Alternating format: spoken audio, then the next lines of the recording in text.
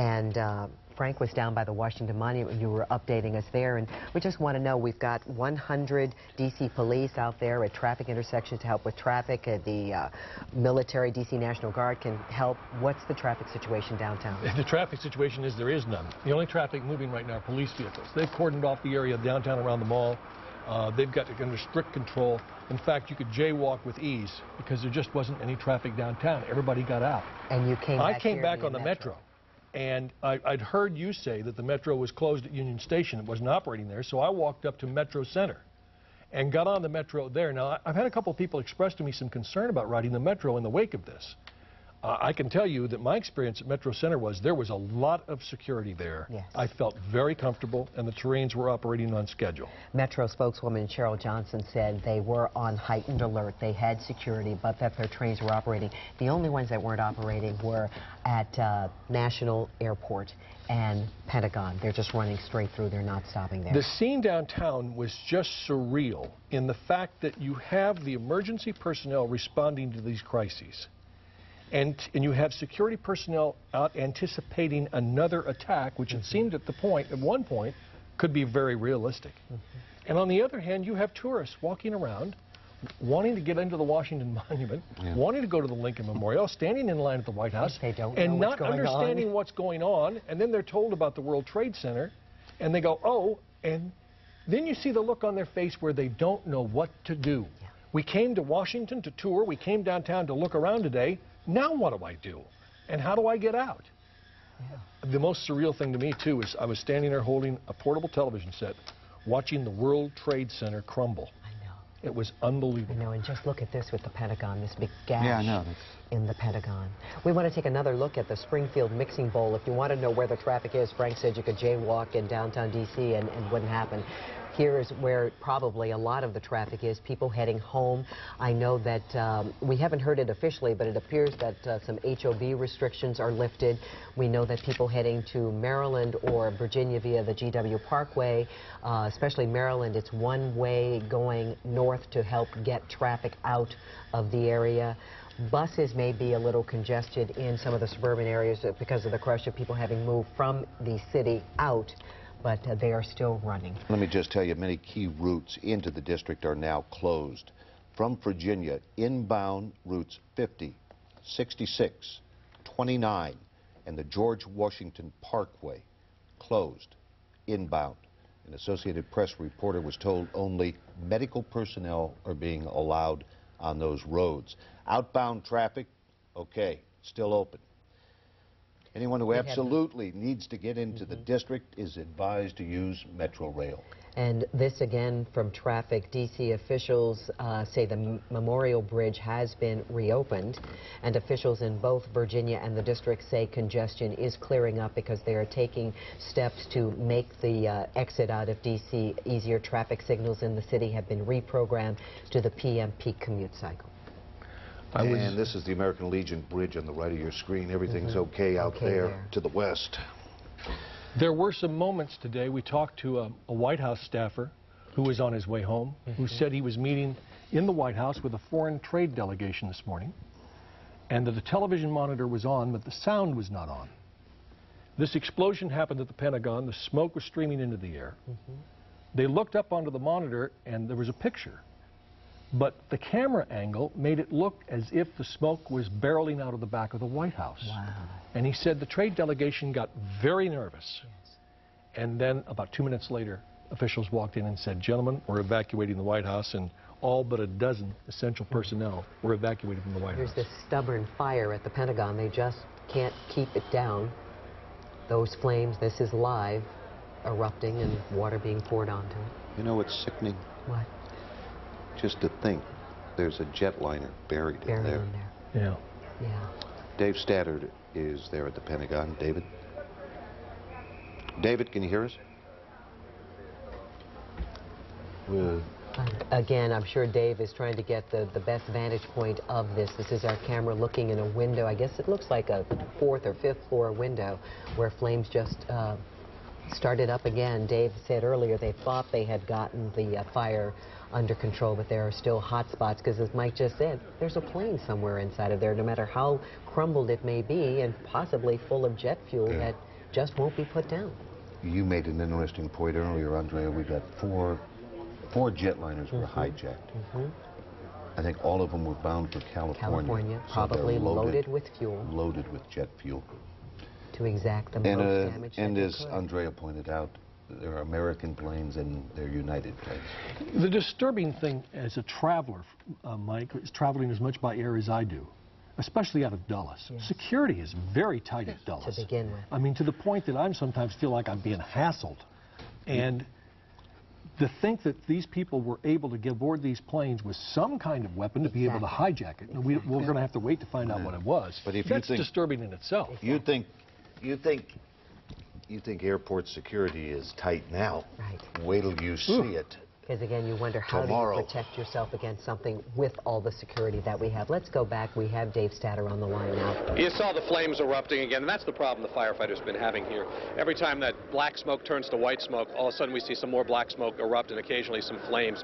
Most of the fire now seems to be on the opposite side from us toward the courtyard, but you just saw one of those windows, fire shooting out of it. It seems to be, again, that the fire is traveling in the bowels of the building, and any time there's been a fire, a major fire in the Pentagon, and they've had them before, it's been a very difficult fire to fight.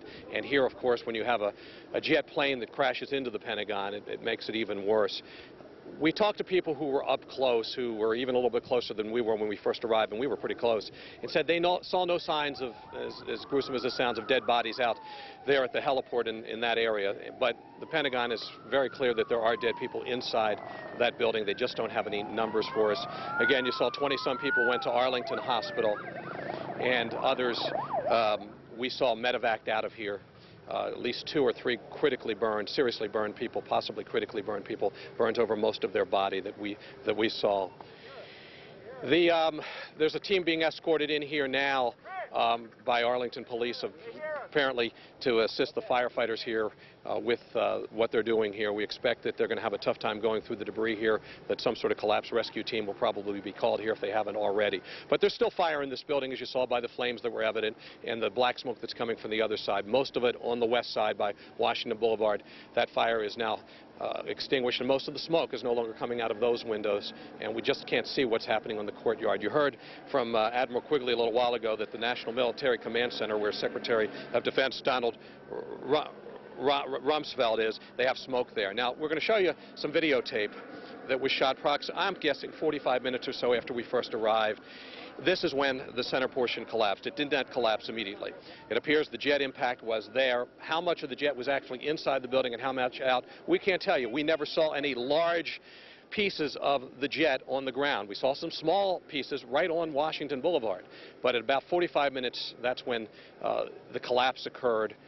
We don't know if anybody was hurt when the collapse occurred. We believe that fire personnel were aware of the possibility of the collapse and were far enough away. Again, anybody who was in those offices immediately where the crash occurred, there was a great deal of fire in the beginning. So it's unlikely, unless they got out within seconds, that they got out at all. And that's what we're waiting to hear from Pentagon officials.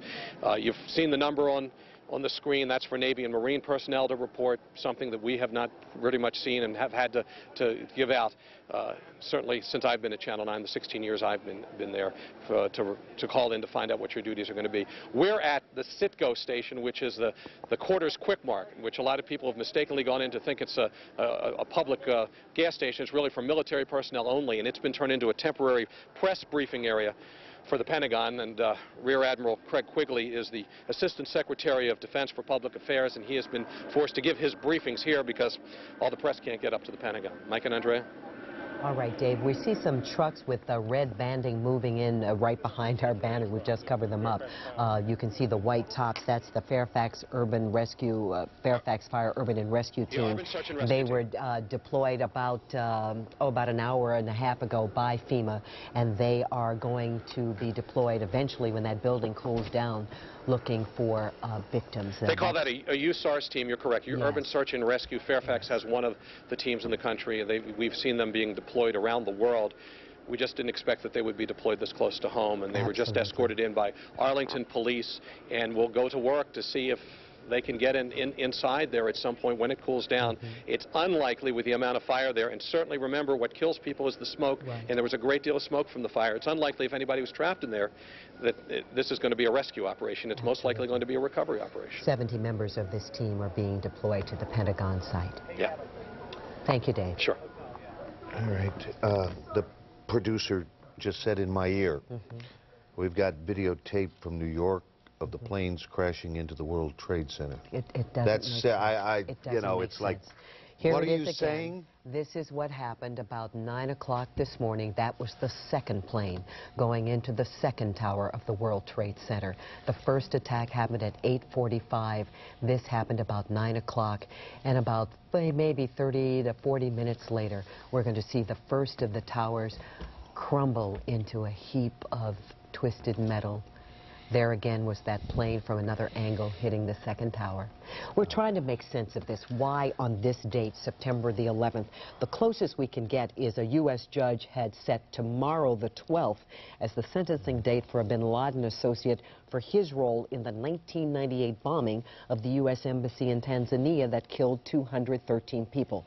The sentencing had been set for tomorrow at the federal courthouse in New York near the World Trade Center. That's the closest thing we can get to why maybe today. And about an hour after those towers were hit, a plane struck the Pentagon, the west side. The United States today was attacked by terrorists. Terrorists hijacked 4 jetliners this morning. One of the jetliners crashed into the Pentagon, 2 into the World Trade Center in New York City. One went down near Pittsburgh. In that crash near Pittsburgh, there was a man who was on a cell phone at the time, and he called 911. He was locked in the restroom. He said, "We are being hijacked. We are being hijacked." That was the passenger aboard United Flight 93. He was trying to call emergency personnel on his cell phone. Westmoreland County Emergency Dispatch Supervisor Glenn Kramer says a dispatcher got a call from a man who said he was locked in a bathroom aboard a plane. The quote about the plane being hijacked came from a transcript of the call. Flight 93 was headed from Newark, New Jersey to San Francisco. It had 38 passengers, 2 pilots, 5 flight attendants on board. You heard it from former CIA Director Admiral Stansfield Turner and 2 experts on international terrorism. Our lives will never be the same.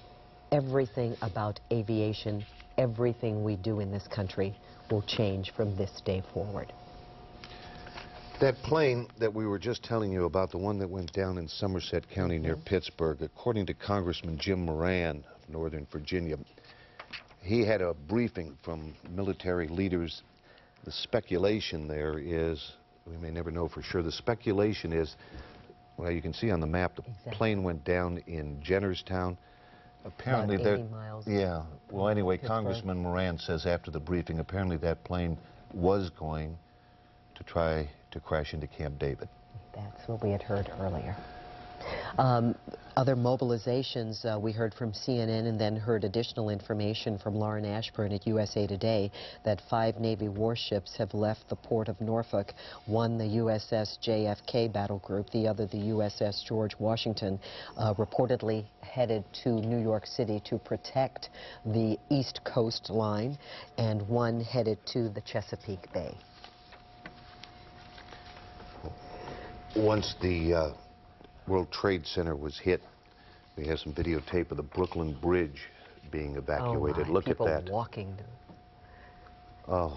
You know, I told you earlier I was concerned about our daughter who's there in college, and I couldn't get through, and they were saying don't be worried, the circuits would be jammed, and a friend heard and she called, and she's around the South Pier, and she said you could feel the building rumble. Kids who had left earlier for classes came running back. Some were covered with soot, and they were nowhere close to the World Trade Center, but that's just how far it all went. Let's listen to what's going on in New York City right now. I had 40 people in there, just an explosion. There's a light flash out my window, my whole doorway, the entrance to my office blew open. My office was freaking out. I just told them to calm down and get to the center of the office. Everybody was fine on my floor. We just started heading down the stairs. I heard people were trapped in the bathroom. I ran to the bathroom. It was just blown out. I asked if anybody was in there. People weren't in there. So I started going down the steps. I heard people shouting. I stopped at like 68, and there's a woman in a wheelchair. And I got her in the strap wheelchair and just carried her down the steps and carried her down 68 floors, man. And then we got lost on the 5th floor. It was chaos. Oh, my goodness. There's going to be, I'm sure, some great stories of heroism. What can you do? Probably the best thing, if you really want to help, is to donate blood. Donate blood. Say a prayer. Donate blood. 1-866 blood saves in our area. We've been talking about the exodus from the district. The district is under a state of emergency. Virginia is under a state of emergency. The exodus, how bad is it? How's it affecting traffic? Let's go to Sherry Elliker. Mike and Andrea, we do have a little bit of good news, if there is such a thing on a day like today. It looks like things have started to clear out around the Beltway. You're looking live at the American Legion Bridge. I can tell you this, that on the inner loop of the Beltway, we're not seeing too many delays right now as you make your trip between Bethesda and College Park. The outer loop of the Beltway is also running nicely across the bridge span until you get to about Springfield, and that's where we're having some problems. We're looking here at Springfield right now. Now, northbound on 95, we're seeing jam traffic from Dale City up to the Beltway. The problem there is that you can go no further than the Beltway because at that point there is a closure in effect. Northbound 395 is closed between the Beltway and the inbound 14th Street Bridge. Southbound 395 is open. So what's happening is people are taking the northbound lanes of 95, they're getting up to the Beltway, and they must get off at the inner loop or the outer loop of the Beltway. So consequently, we're seeing traffic on the outer loop of the Beltway jammed from Springfield over to the Wilson Bridge. Inner loop delays begin about at St. Barnabas Road. But that's about the worst of it on the Beltway. Around town, of course, eastbound Constitution is closed at 23rd Street. Eastbound Pennsylvania Avenue shut down at 18th Street. Inbound Teddy Roosevelt Bridge, that's just been shut down. That's new. And as you know, a lot of the there are a lot of closures around town that are just popping up here and there as security requires that. So we'll keep you posted on all of that. Mike and Andrea, back to you. All right, Sherry Elliker, thank you very much. You don't know what to do in a situation like this, but I guess the example of the clergy is the best. The U.S. Conference of Catholic Bishops were having some meetings here in Northeast Washington, and when they heard that Cardinal McCarrick, the Archbishop of Washington, immediately canceled and suspended the meetings, and they went to the shrine and started to pray. A federal aviation official says all of the commercial aircraft in the United States skies have now reached their destinations. No additional takeoffs will be allowed. There were a number of international flights on their way to the United States to West Coast destinations. The FAA says no troubles reported with those flights. Some flights are landing up in Canada. Let's go back to Dave Statter at the Pentagon. Dave? Well, this seems to be the most we've seen the fire under control right now at the Pentagon, where the plane crashed in about an hour after the crash at the World Trade Center. That fourth plane crash you've been talking about up in Pennsylvania, our photographer Greg Geis spent a lot of time up there and has just talked to some people who were at the scene of the crash by telephone. Greg, what can you tell us you've learned about that crash? Dave, it's about 20 miles from the area where I grew up and was born. And Brad Lawrence from WCCL FM radio, whose transmitter site is near there, tells me that the plane crash site is in Somerset County, Pennsylvania, about 15 miles northeast of Somerset. And for the Washington viewers, that would be about 25 or 30 miles northeast of the Seven Springs Ski Resort area, near the small town of Shanksville, Pennsylvania. The plane, as we understand it, crashed into a reclaimed strip mine, and there are many of them along a mountaintop of the Allegheny Mountains. This would be the main backbone mountain of the Allegheny Mountains, just north and east of Somerset. It's not far for those who travel the Pennsylvania Turnpike and go through the Allegheny Mountain Tunnel. It would be about 7 miles north of the tunnel on the Pennsylvania Turnpike. Many viewers are aware of it. Now, the word from the scene is that the plane, a Boeing 767, crashed into the reclaimed strip mine an open area near the town of Shanksville, near the development called Indian Lake, and it took, they're saying in Somerset County now, about 40 people, 40 people may have lost their lives in that crash. In the plane or the ground, do you know?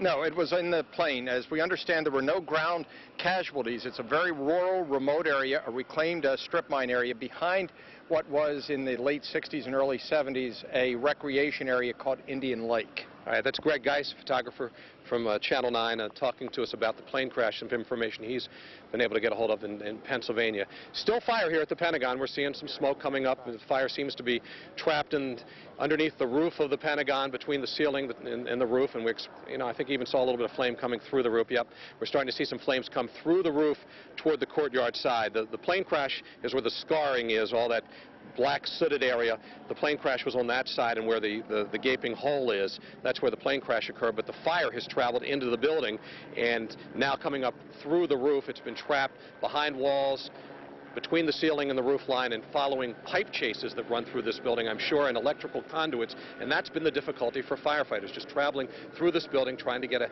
hold of this fire. I mean, certainly not as much smoke and not as much flames as we've seen earlier, so they are making some headway. All right, Dave, thank you. Again, we're hearing from Admiral Robert J. Natter at the Norfolk Navy base. We have been attacked like we haven't since Pearl Harbor. The ships under his command, he's commander of the U.S. Atlantic Fleet. He has sent Navy ships to New York and to Washington, D.C. areas to assist with air defense and medical needs. He wouldn't disclose details about the deployment, but we have heard from our contacts that the USS JFK Battle Group and the USS George Washington going to New York and heading to the area of the Chesapeake Bay to provide air defense and support with medical needs. The World Trade Center is gone. Yeah. I mean, both towers collapsed after terrorists slammed planes into the buildings. Okay. You know, what's scary is we haven't heard any word of casualties from New York, although... No, we are certain that there may be many. Yeah. All right, folks, stop calling on the phone. Give me a break. Today is Tuesday, September 11th. We're trying to find any significance. Wednesday, September 12th, is when the courts were supposed to hand down sentencing for the terrorist responsible for the 1998 bombings in Tanzania. Today, I know, is Tuesday, September 11th. Thank you. Now, let other calls come through to the newsroom, please. Thank you. Hundreds of people rushed to Manhattan hospitals today to give blood, and officials called in every available surgeon and nurse to deal with the victims of the World Trade Center. The mayor has said, Mayor Rudolph Giuliani has said, the death toll, casualty toll is going to be, in his words, horrendous. Hospitals in New Jersey and Connecticut are on alert for casualties from New York City. They say you can hear ambulances screaming down major thoroughfares across the city as victims were transported to St. Vincent's Catholic Medical Center in Lower Manhattan. All non-emergency patients have been discharged from the hospital so they can have enough beds to take in the more seriously injured. We have reaction now from United Nations General Secretary Kofi Annan. We are all traumatized by this terrible tragedy. We do not yet know how many people have been killed or injured, but inevitably the number will be high. Our first thoughts and prayers must be for them and for their families. I wish to express my profound condolences to them and to the people and government of the United States. There can be no doubt that these attacks are deliberate acts of terrorism, carefully planned and coordinated, and as such, I condemn them utterly. Terrorism must be fought resolutely wherever it appears. In such moments, cool and reasoned judgment are more essential than ever. We do not know yet who is behind these acts or what objective they hope to achieve. What we do know is that no just cause can be advanced by terror. That was UN Secretary General Kofi Annan speaking about the terrorist attacks today. The United Nations building is one of the buildings in New York that has been evacuated as well.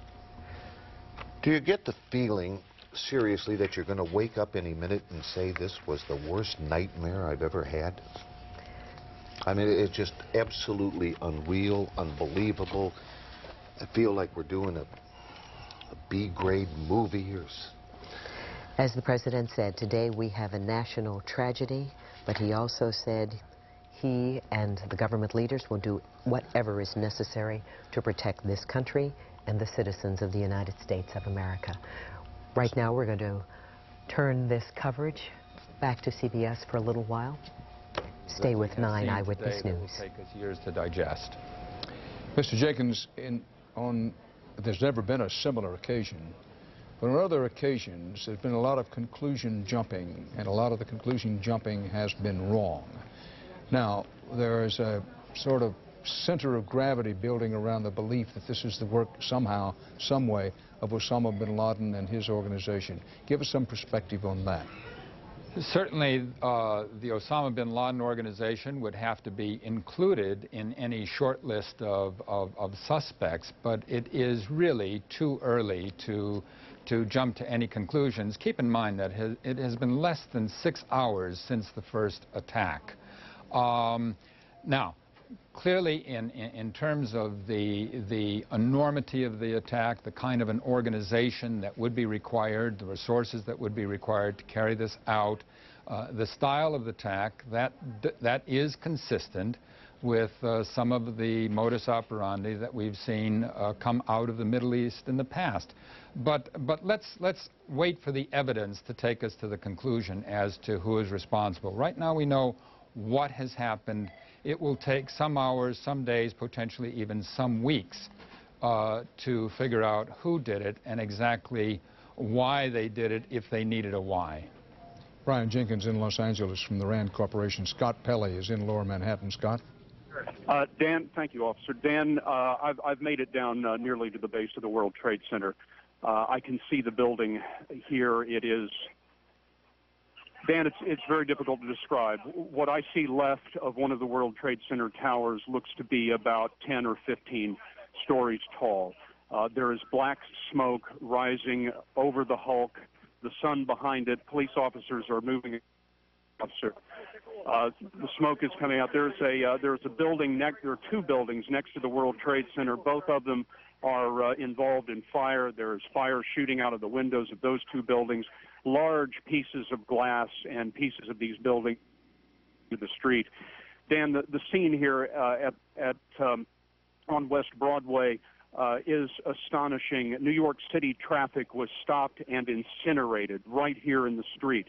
I see a number of New York City police cars that were obviously the first responders to the catastrophe that have been blasted to pieces, thrown over on their sides, and burned. There are a number of U.S. postal vehicles in the street that have literally, Dan, just melted.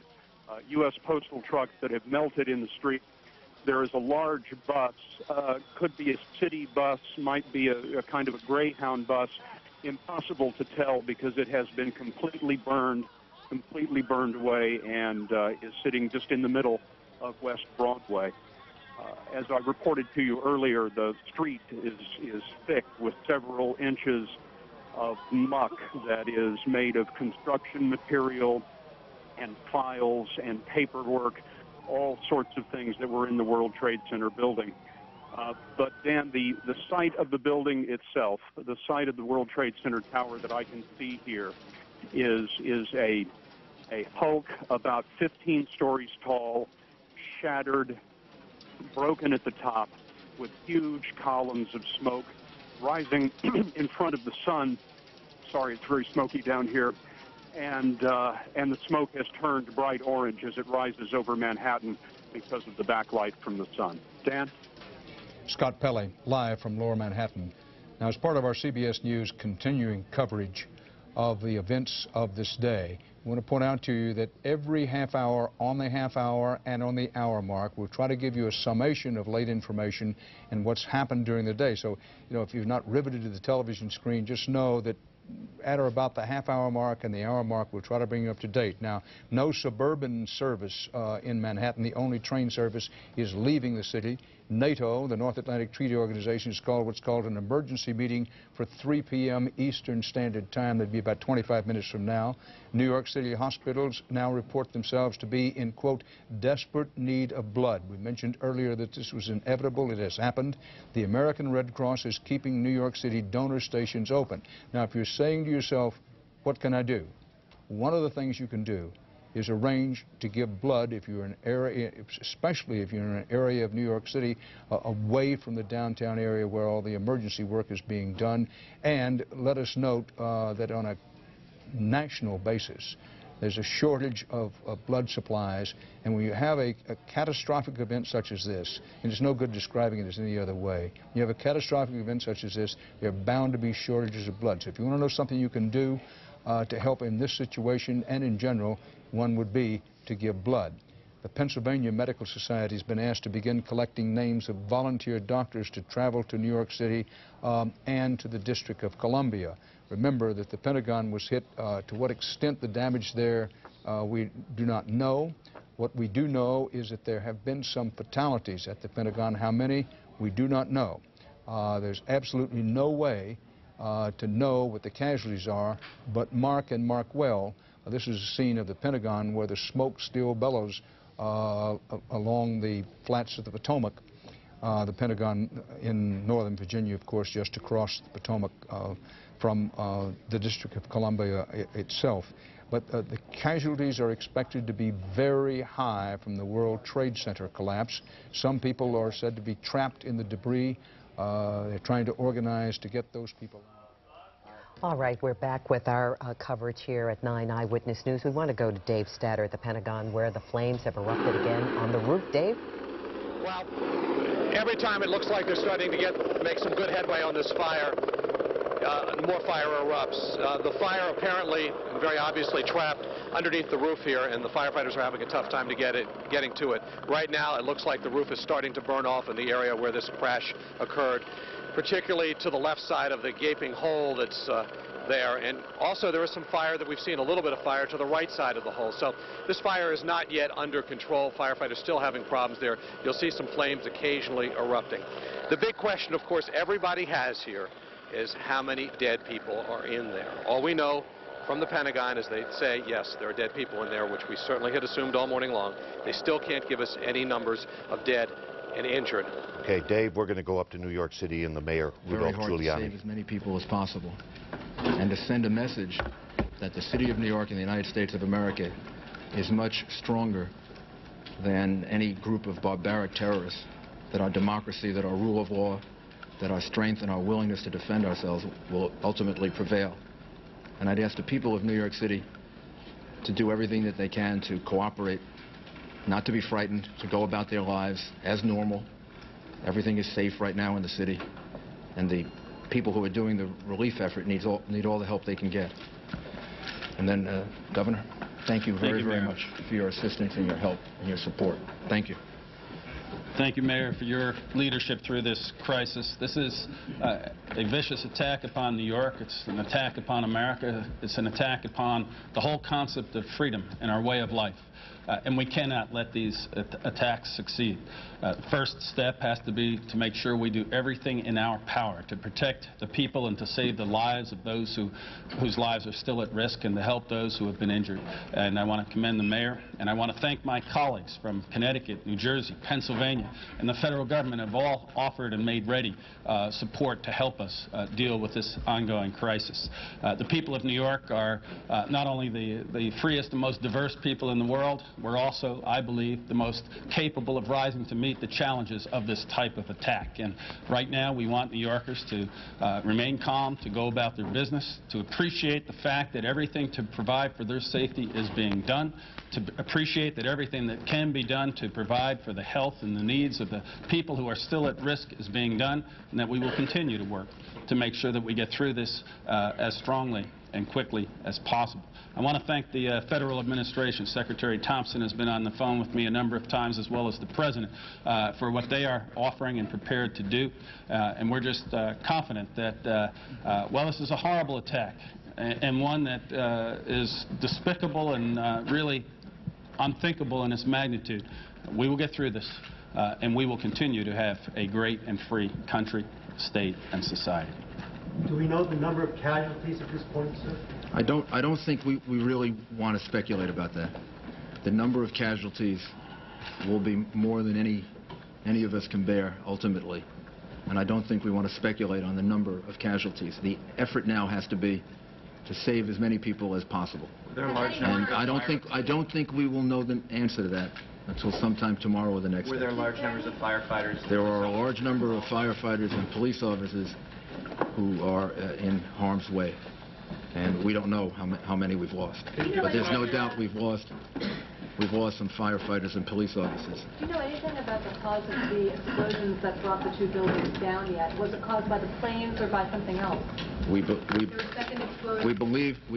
that it was caused by the after effects of the planes hitting the buildings. We don't know of an additional explosion after that. Could you tell us, do you expect any further attacks on New York? Is there anything to indicate that there could be more bombs, more planes out there? I know originally there was a report that 8 planes had been hijacked, 4 have only been accounted for. What about the remaining 4? And is there any possibility that there could be bombs on the ground planted by... We have no specific information to that effect. Obviously, the city is now closed. The airspace around the city is closed, and we are on heightened alert. But we have no specific information suggesting any further attack. All right, we just lost that signal. We just want to let you know there's been some improvement in the movement for train service out of Union Station. VRE is now saying it has very limited service this afternoon on the Fredericksburg line. They'll run trains out of Union Station at 4 and 6 p.m., but the trains will be slow as trains will be running at restricted speeds. On the Manassas line, a shuttle train will load up at Alexandria, making all of its stops. It will leave Alexandria at 3, 5, and 7. MARC service, though, out of Union Station remains suspended. A Navy admiral says the United States has been attacked like we haven't been since Pearl Harbor. Military aircraft are reported to be patrolling the skies above us here in Washington. That's about the only sound you hear. F-16s, military jets, all other air traffic has been grounded. Reagan National will be closed until at least 11. Tomorrow morning. Yeah, most of the airports in the country the same way. Navy ships have been sent to New York and Washington, D.C. to help with air defense and medical needs. An Air National Guard spokesman in Florida says fighters and airborne radar are refueling planes and they have been scrambled. The North American Aerospace Defense Command is also on its highest alert, with all of its fighters, surveillance, and other support aircraft said to be ready to respond. We reported that one plane that crashed in Pennsylvania, that there was speculation that it may have been targeted to go to Camp David. Well, now authorities have closed Cunningham Falls State Park following the attacks. It's near Catoctin Mountain Park, the home of the presidential retreat at Camp David. Also, Frederick County Election Board will be meeting later today to consider postponing that city's Republican and Democratic primaries. I guess we could say that most activities in the metro area, in and around the metro area, will be canceled for this evening. We're going to switch now. Many of the wounded from the Pentagon attack, the terrorist attack at the Pentagon, had been taken to the Virginia Hospital Center. We're going to go there for a news briefing.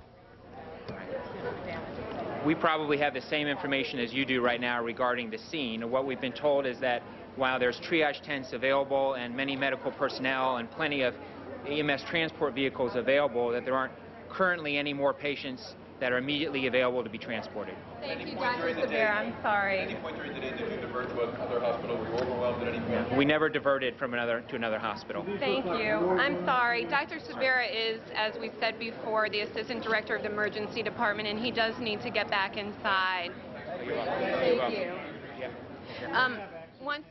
They have about 26 patients we know from Jennifer Ryan's earlier reports that had been transported to Virginia Hospital Center from the Pentagon.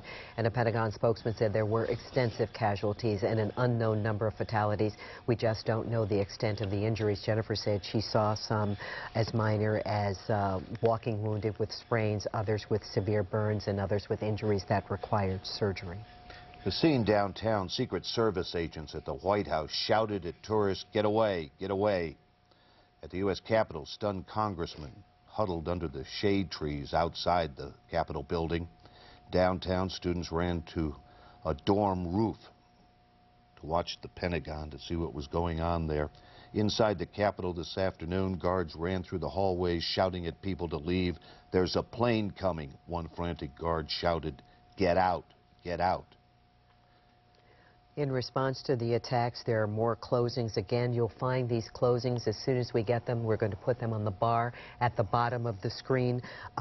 Area malls are closing, Tyson's Corner and Montgomery County malls. Let's go back to Jennifer Ryan. She's at the Virginia Hospital Center. We are being briefed here at Arlington Hospital by a doctor who is the head of the emergency response team. 30 people so far, 30 people from the Pentagon, all admitted here. We know that 13 have been admitted into the hospital. Of those 13, there are 8 in the intensive care unit, 4 of which are on a ventilator, very, very serious condition, and they have 6 who have been discharged. Behind me, we're talking with Catherine Hughes. She's about to wrap up, but let me tell you quickly what we're hearing at this hour. They are prepared for more people. They do believe that there are more in the field, and they are prepared for more folks who were involved in the Pentagon situation to come to this hospital. Again, we are at Arlington Hospital. Family members are also here at the hospital. We gave you a number earlier in the day, the patient hotline number, and what's happening when you call that number is to let you know if one of your loved ones is here, and they will handle you once you get here. Just in case, we can show you that number once again. That number is 703-588-6763. Also, we want to let you know that we're still seeing people come through here now. We've got doctors coming in, nurses coming in. It's an amazing situation. We're also hearing that because there are so many people in the field tonight, people who have not been able to get to the hospital, that many doctors are being called in to try to help at area hospitals